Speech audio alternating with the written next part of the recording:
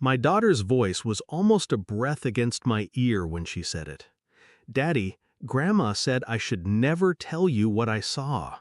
The words lodged themselves beneath my skin like splinters, sharp and unrelenting. She was only 5, too young to carry secrets, too innocent to understand the weight of them. I crouched down, steadying her small shoulders, masking the thunder rolling through me. "What did you see, sweetheart?" Her lips trembled, eyes darting toward the stairs as if the walls themselves could overhear. She didn't answer. Instead, she pressed her face into my chest, whispering, "Grandma said you'd be mad if I told." Mad. That was the word she chose. Not scared, not sad, mad. Something inside me shifted, a hairline crack in glass, silent but inevitable.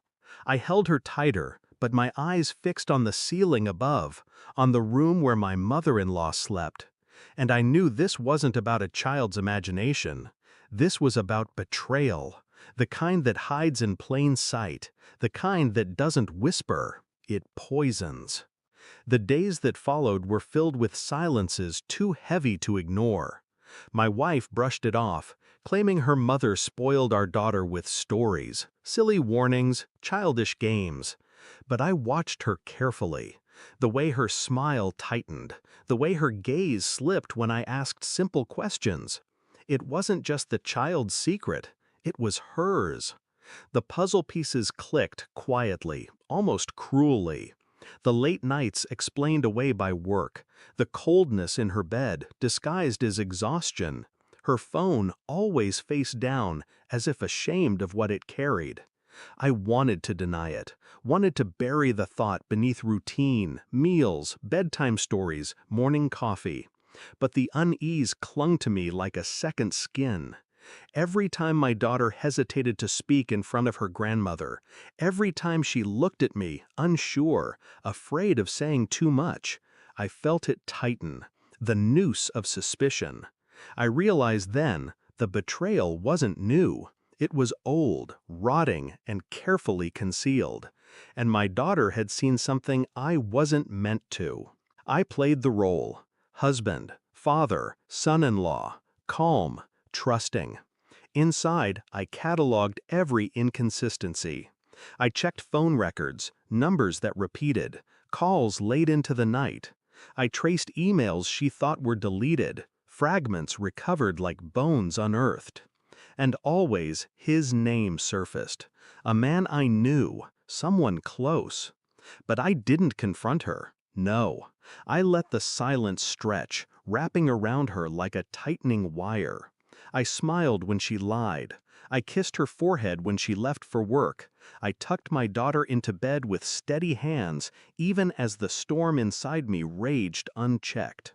I took a DNA test for my daughter, quietly, methodically.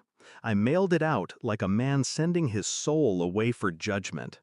And then I waited. The days crawled. My wife laughed in the kitchen, unaware.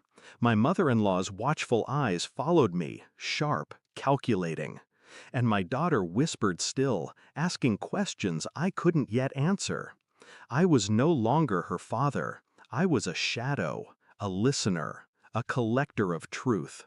And when the envelope arrived, heavy with finality, I didn't hesitate. I opened it alone. One glance, one number. That was all it took. Not mine. The child I'd held since birth, the child who clung to me every night, wasn't mine. The world didn't explode. It simply narrowed. A cold, surgical clarity cut through me. I waited until dinner, until the table was set, until my wife smiled across from me as though nothing was amiss.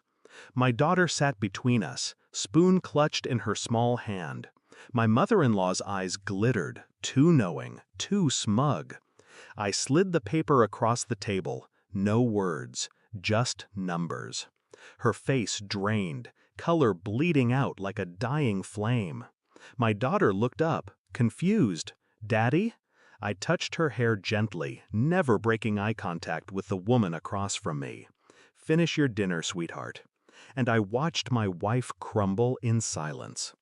Later, when our daughter was asleep, I stood in the living room.